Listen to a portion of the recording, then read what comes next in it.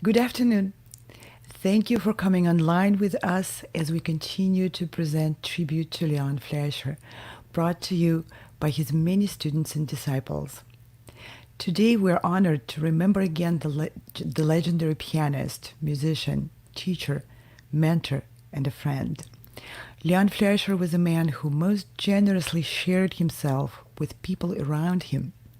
He meant and he gave so much to music and to musicians of our time. Please welcome on our virtual stage Leon Fleisher students. They bring musical offerings, they speak about their teacher, as we all pay homage to this incredible man and pledge to carry on his legacy of humility, resilience, and dedication.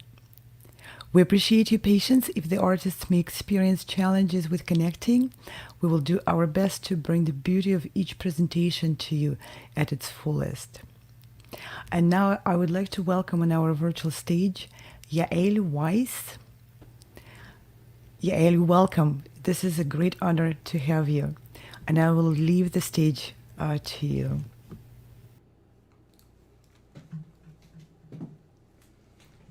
Thank you, Anna. Good afternoon, everyone. Today, it's been exactly 1 week since Mr. Fleischer's passing. And the thing about it is that it still seems impossible. Leon Fleischer is everywhere.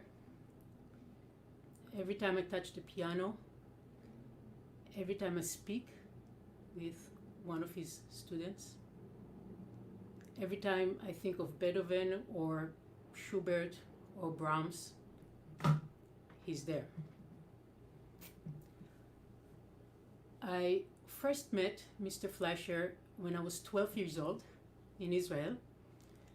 I played for him in a masterclass in Jerusalem, and that 1 hour spent together with him and with Mozart's D minor piano concerto changed everything.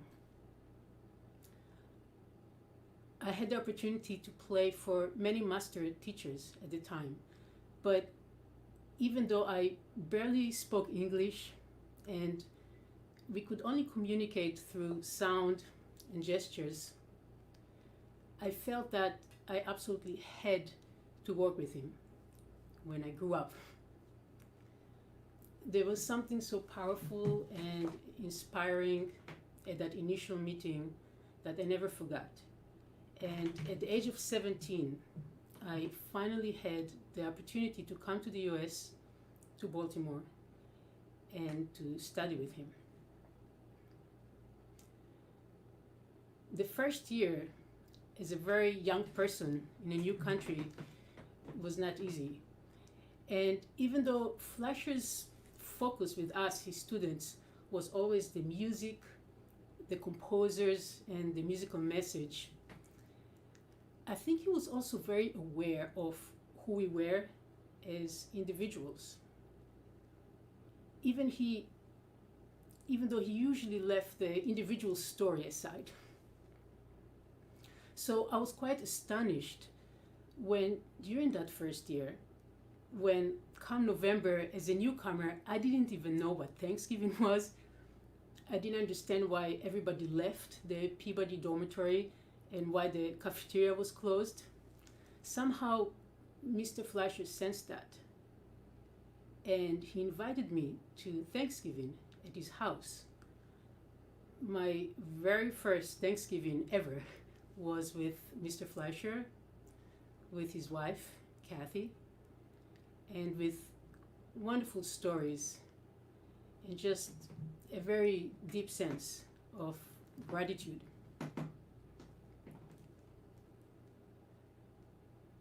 I'm going to play Chopin's so-called Cello Etude, which is a piece I remember bringing to one of his lessons. And this is one where I have the score here, and as some have mentioned in previous tributes, Mr. Fleischer had these very distinctive pencil marks that he made.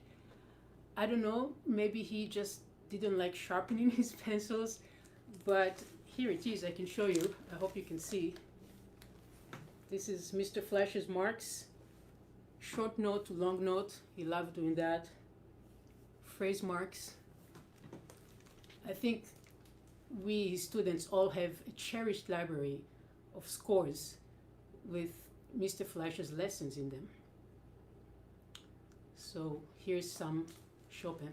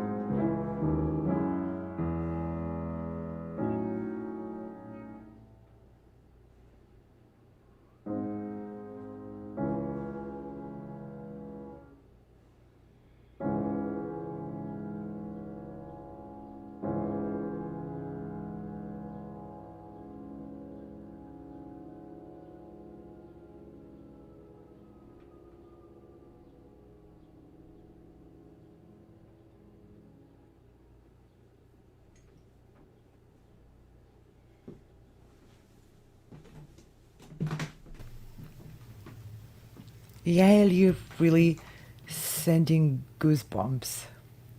This was incredibly beautiful performance. I can't thank you enough. Thank you. Yeah, it's incredible. You mentioned the markings. Do you have any memory you'd like to share? Something about the markings? That was amazing score you shared with us. Yes, I have so many. I wish I can share with you the entire library. um, I'm That's a thinking, wealth. yes, I'm thinking actually for some reason right now of the last movement, the variation movement of Beethoven's Opus 109. I think that many of us, maybe even many of the listeners at the moment, his former students, we've played this piece for him. And there was something about the timing in the first variation with those thick, like almost like a painting, pencil marks that I love so much. There's something in that gesture. It's not just the timing; it's the entire expression of that moment that is right there in that marking. It's amazing, and I'm very grateful to have so many scores like that. And even though I know many of us play with iPads these days, there's really no way to replace that touch of pencil instruction to paper. It's so wonderful. This is wonderful.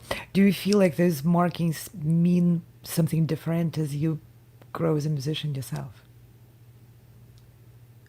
Do his markings mean something different to me over Then, the yeah, years? when he actually marked your score from from that time. I I don't always follow his markings. um, I think That's the very genuine. the markings I think the markings are a perfect expression of what he wanted in the music, and I don't think they've changed over the years. At least the years that I've worked with him in the 90s, and I imagine since then also. I think he had a very, very exact and specific way in which he heard music that was not subject to the passage of time. Hmm. There's a kind of, from him, I always sensed a kind of, as if there was a truth that was always valid and always the same. However, so I don't think that would have changed for him, and I imagine, as I mentioned, as with the example of Opus 109, because that was such a piece that was so close to him, I imagine that many of us have very similar markings in our scores, even though we as individuals probably played very differently. And maybe we as individuals played differently now than we have when we studied it with him. So I think certainly that's the case for me. But for him, I feel that there was a certain kind of truth that stayed throughout the generations.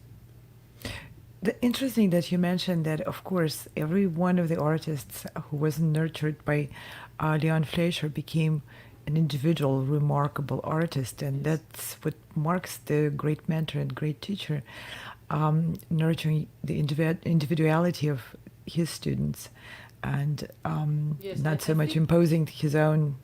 He was teaching how to think and how to hear music, right, not how to execute it.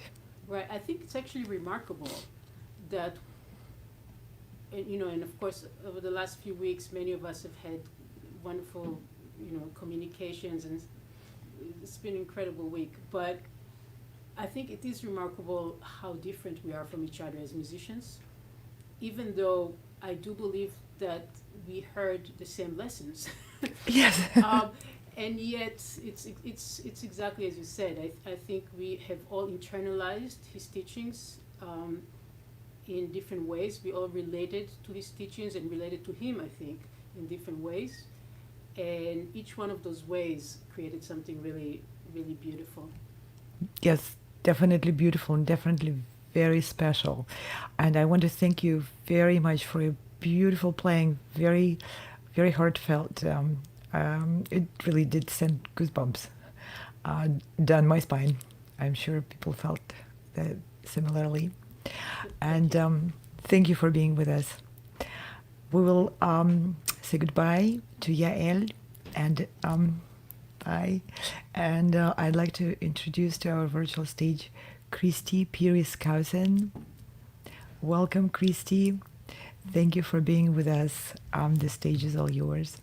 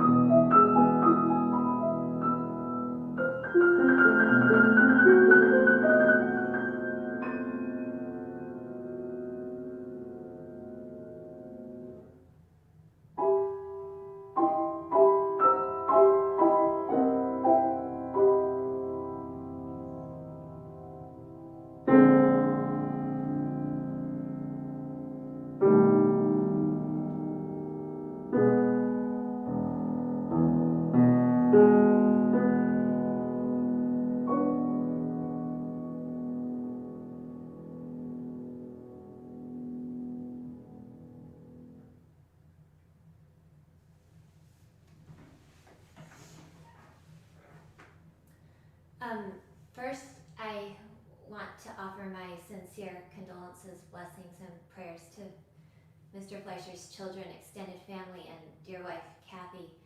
I can only imagine the loss you are feeling, and I'm so, so sorry. Kathy especially is dear to my family. She was my younger brother's first piano teacher and gave him such a warm and welcome introduction to music. When I heard the news from a dear friend about Mr. Fleischer's passing last week, all breath literally left my body. It was as if someone had just punched me in the gut. I think it's fair to say that nobody looms as large in my musical consciousness as Leon Fleischer.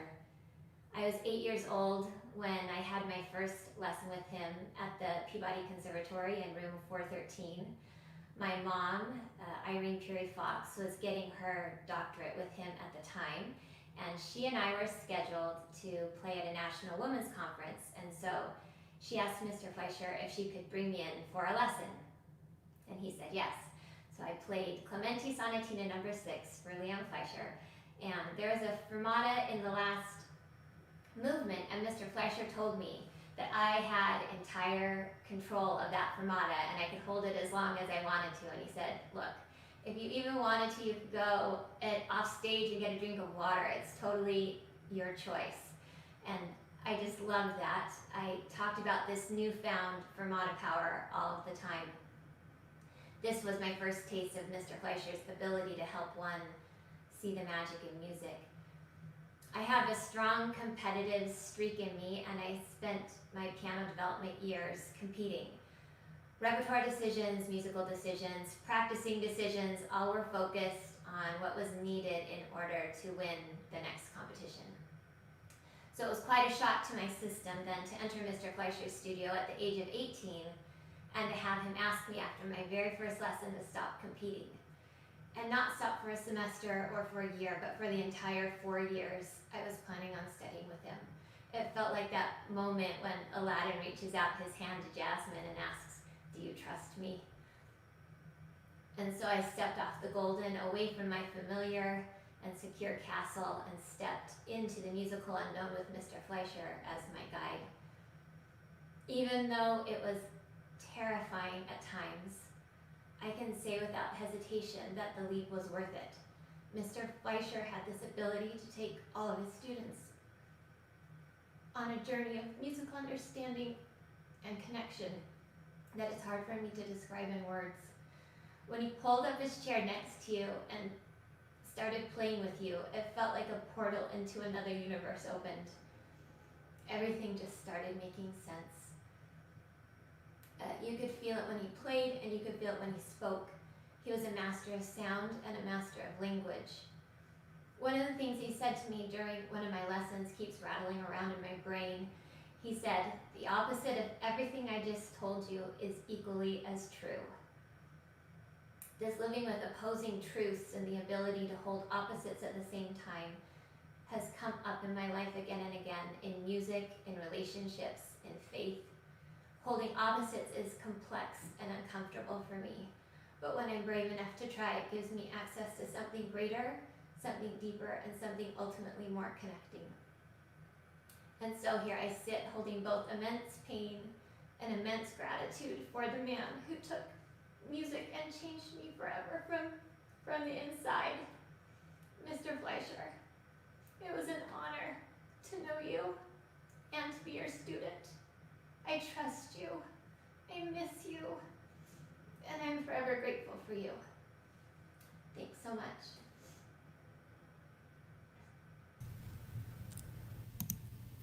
Thank you so much, Christie.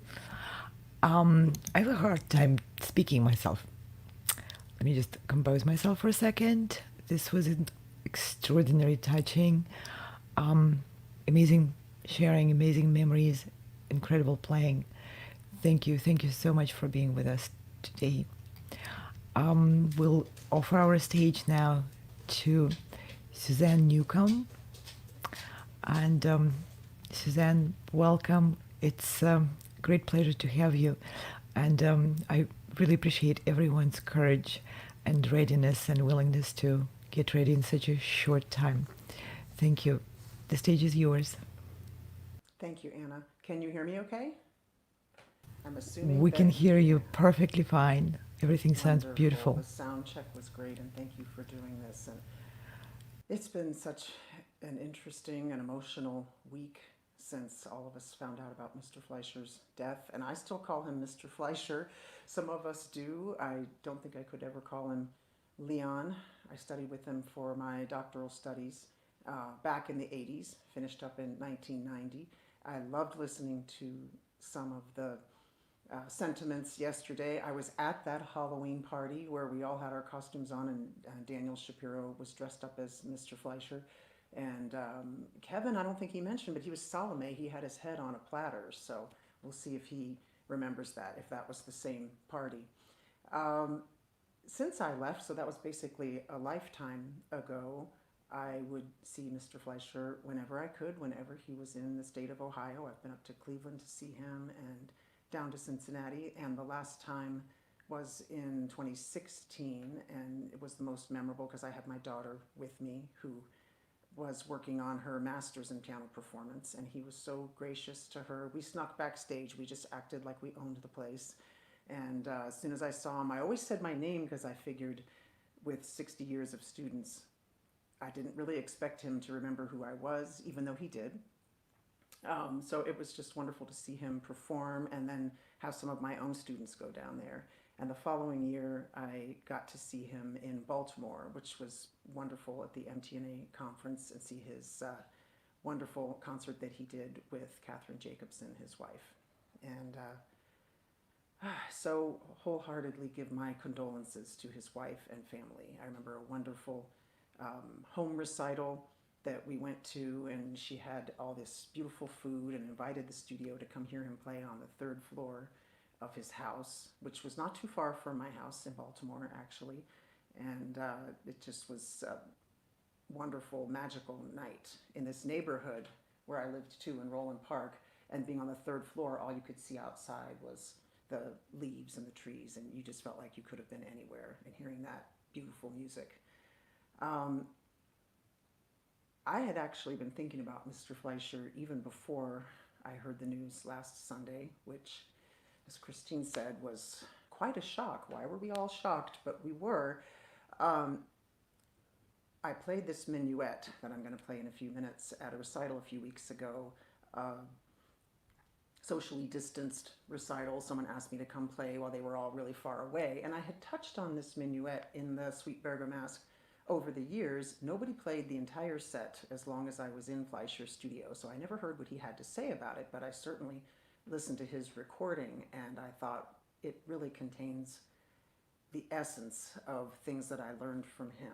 The dance, the minuet, life is a dance, and at times you won't even hear the minuet. It's so hidden. About 2/3 of the way through the piece, you'll hear that it really just kind of takes off, and that is the anti-gravity part of it that I think was so important in his teachings. Most of what I learned over the 3.5 years that I was with him, I learned later, and he told us that. He said we were going to be able to rethink it and use everything, and of course the opposite being true, but it got us all thinking. As soon as I had my first lesson, he said, you're going to go out and you're going to buy a Sony Walkman, which is, for those of you who don't remember, a lot of us had them, a little portable cassette thing. So I have all my lessons on cassette, and I need to get those digitized. And haven't listened to them yet, but I had been listening to a few master classes just 2 weeks ago to help a student of mine with Opus 27 No.1. So it was just great to always be able to go back to everything I learned in my studies. It'd be really difficult to find a highlight of those years. I'm glad it's already been in the forefront of my mind, and I'm sure other highlights will come. But in my first lessons, I was working on Beethoven's first concerto in C major. And when I reached the second movement lesson, which the lessons were sitting there for hours, as everybody remembers, while you watch everybody else, you get up, you start to play. And that's got its own value pedagogically, I guess, to be able to get up and play, but also really play from the heart and be thinking. But I was playing the second movement, and my accompanist had not shown up. So Mr. Fleischer sat down at the second piano and played the accompaniment with me. And it's a gorgeous slow movement in cut time, which seems counterintuitive, but I will never forget the feeling of that. And when we finished it, he said, you really get the feeling that that's the way it should be, even if next time it's something totally different. And that was just really an important teaching for me, is that whatever you're doing, when you're there, that's how it should be. And you're thinking, you are connected to every single note. Your mind should never try to be disengaged. That shouldn't be a goal. And I'm sure I'll think of more things as we continue. But for now, I'm going to put my earbuds down and play the Debussy Menuet from the Suite Bergamasque. Thank you.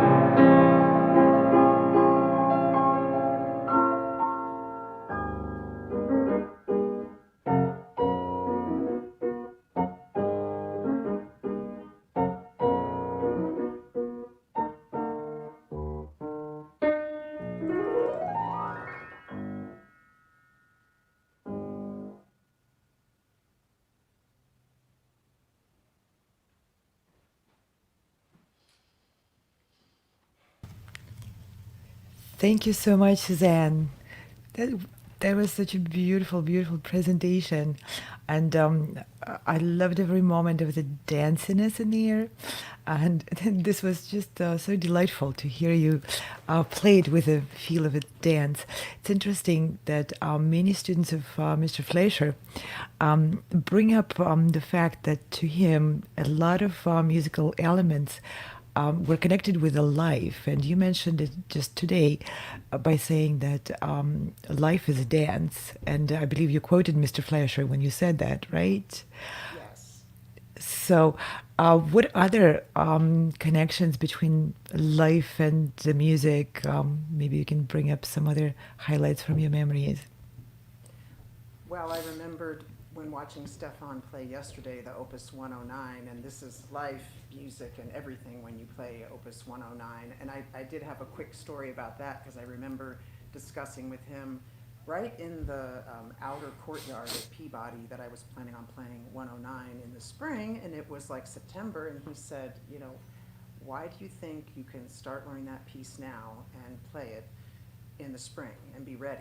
And so being, 26 or whatever I was like, well, why not? Well, now I know. So he had always said that first variation, which Stefan did not play yesterday, and I was hoping he would, but it was a beautiful theme of that last movement. And he said that was a sort of dance as well. And we find dance in things where we don't expect them.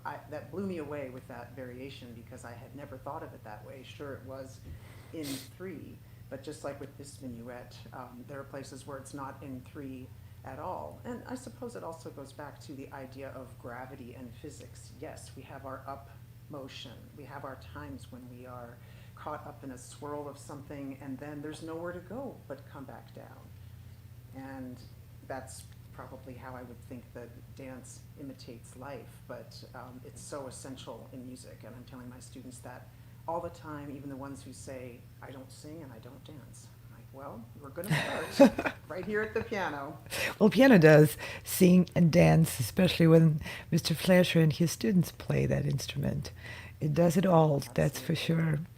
Thank you again for being with us and for sharing your wonderful memories. That's so enriching, so incredibly enriching to hear everybody's outpouring of their incredible stories and incredible lessons, both in music and life, which you carry with you. Thank you so much, Anna, for doing this, and what a wonderful presentation for all of us. I've really enjoyed watching them. Thank you. Keep watching. And please stay with us at the end. I'm hoping maybe we can get all 4 presenters of today on stage one more time to thank the viewers. So please don't log off. And we will be moving at this time and present Micah Yui on stage. Welcome, Micah. The stage is yours. Thank you so much. It's a little bit unfair that I'm going forth after such 3 very emotional presentations. I just first wanted to say that normally I wouldn't jump at the chance at performing or speaking at a live streaming event like this. I'm actually very shy on social media, online, but as soon as I heard about this event, I jumped at the chance. I just really valued the opportunity to be with fellow Fleischer students and really bond during this very difficult time. And I really want to thank Anna so much for bringing us all together. This is such a beautiful tribute event that you've put together. So I was sitting last night at home trying to formulate my thoughts about what I can say about Mr. Fleischer today. And I was having such a difficult time, not because I didn't have anything to say, but I had so much in my head that I wanted to express, but I just didn't know how to formulate all those thoughts into something that I can properly speak about. So I decided that the best way to express myself was in a form of a letter to Mr. Fleischer. Here's my letter. Dear Mr. Fleischer, your passing has left me with such an indescribable depth of feeling that I never imagined I would have.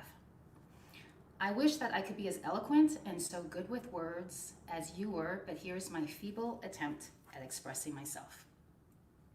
I first met you when I was a student at the Royal Conservatory of Music in Toronto. You would come 6 times a year to give master classes to a select group of students. I tried very hard to comprehend your musical language, but having had come from a totally different school of playing, I believe I disappointed you. One class, I brought you the Liszt Wagner Liebestod, and you said, "Why are you bringing this to me?" After a few more classes, with me probably bringing you more inappropriate works, I was told by the dean that you no longer wanted to work with me because you didn't believe that I wanted to understand what you were trying to teach us. I was completely shocked and devastated. I asked to meet with you, and I remember bawling my eyes out in front of you. I don't think you expected that. I believe you took pity on me and so assigned me 2 pieces as a test. They were the Beethoven Opus 110 and Schubert Little A Major Sonata. I brought these pieces to you during your following visit. I actually don't think I played them all that great, but I did pass your test. I think you saw that I had tried really hard. 3 years later, and having gone through some major life changes, I ended up in Baltimore. I auditioned for you, I think as a different pianist, and I was ecstatic when you accepted me into your studio of 7 students. That was the year of your 70th birthday and the year we had the Brahms Marathon. Who can say besides the 7 of us that they got to sit in on Leon Fleisher teaching all of Brahms's solo piano works? That was a transformational year for me. Not only did I learn how to approach Brahms, I learned how to approach music. After I graduated from Peabody, I got married, to which you said, "Everybody should try that once." I lived in Baltimore several more years and saw you numerous times at both intimate and public functions along with your wife, Kathy. Of course, though you offered, I could never, ever call you Leon. As a matter of fact, I felt that I never was able to ever really look you in the eye and have a real conversation with you. I was always extremely nervous to be in your presence. In truth, I knew that you were actually very down to earth, but boy, you seemed almost like a god in my eyes. I know for a fact that many of your students felt as I did. And now that you have passed, you have now become even more elevated and godlike in my mind. I have now been teaching young people for several decades. I feel armed with great knowledge that I can pass down to my students. My students are lucky in that they get to hear valuable information I did not get to until much later in life. Though I do wonder if the things I try to teach them will affect them as much as you affected your students. You just had a way with words. I have a notebook full of basically everything that came out of your mouth. I often quote you in my lessons, but I don't think I'll ever be able to match the impact you had on us, sitting on that blue bouncy ball in room 413, short stubby pencil behind your ear, glasses on top of your head, eyes closed, sharing your wisdom, and saying things like, "Not everything you find is gold. Sometimes it's just," and we'd all be holding our breath, "dog poop." He used a different word. Thank you for everything you gave me, to us, and for everything you leave behind in this world. I imagine that you are now high on Mount Olympus with the Greek gods you often talked about, with 2 big lions sitting on either side of you, looking down on us. Rest in peace. Your forever student, Micah.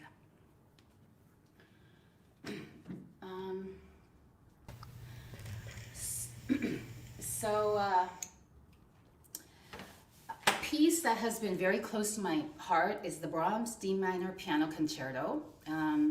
It's been special to me supposedly since in utero because it was a work that my mother heard while she was pregnant with me. One of my big highlights while studying with Mr. Fleisher was when he accompanied me.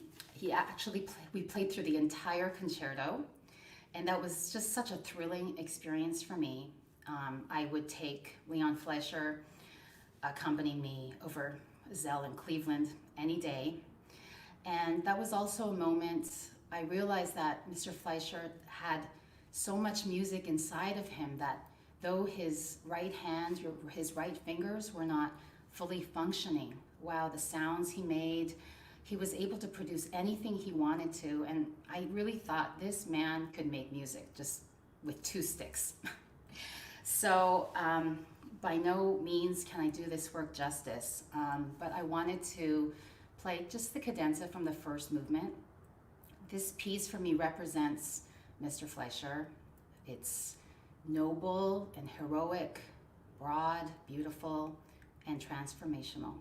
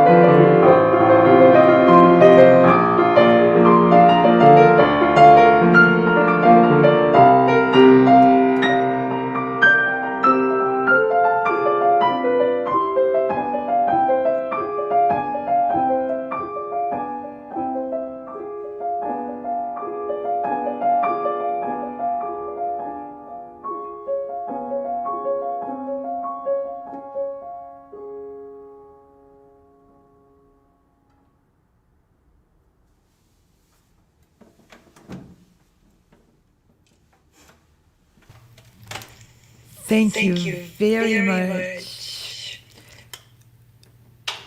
Micah, that was beautiful, beautiful presentation, and what a wonderful story of your interactions and your relationship with Mr. Fleischer. Incredible how you earned his trust, you earned his belief in you. And Mr. Fleischer was probably one of the people who understood the change, the effort, the growth, and looking for gold and sometimes not finding it quite, right? Yeah, I could probably proudly say that I might be his only student he ever fired at one point. Yeah, but now that I'm older and I have students and I'm a mother of a young child, I just understand his intentions much, much better and at a deeper level. And it's strange with his passing. I guess it's like when a parent passes away, you don't fully appreciate everything while they're living, but now that he's gone, it's just his presence is just with me. And I'm currently teaching in a 2-week piano seminar, and his voice is inside my head as I'm teaching. Of course, as it is in ours, in everybody who familiar with Mr. Fleischer, whether closer or maybe not so close as you were, still his teaching, his story of his life, his approach to life, to people, and to music resonates with everybody's heart as noble, pure, sincere, and very dedicated. And This just is to incredible. clarify, I felt close to him, but it feels a little bit like I was a middle school girl looking up at a boy had a crush on. I don't think he fully comprehended how much he meant to me, because as I expressed in my letter, he always intimidated me a little bit, but I'm just full of gratitude for everything that he gave me. Thank you very, very much for your beautiful sharing and for offering your gorgeous playing to everyone. And please stay on.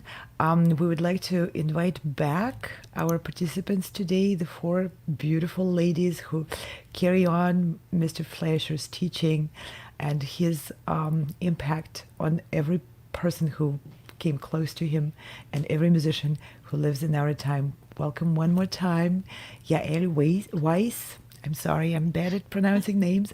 Christie, Peery, Skousen, Suzanne Newcomb, and Micah. It was an incredible journey to have you with us today, and I'm sure this helps us not only remember but carry on the incredible energy and wisdom and depth of Mr. Fleischer's teaching. Thank you so much for Thank having you. us. Thank you so much, Anna, for bringing us all together, this particular wonderful group and all the groups that are performing every day this week. It's been an incredible journey. Thank you all, and we will finish the program today with again admiring, appreciating, and enjoying Mr. Fleischer's own playing. Thank you for being with us. We'll be back again tomorrow at 1, on Tuesday at 1, and on Wednesday at 1, as we'll share more of our testimonies and beautiful playing of Mr. Fleischer's wonderful students. Bye.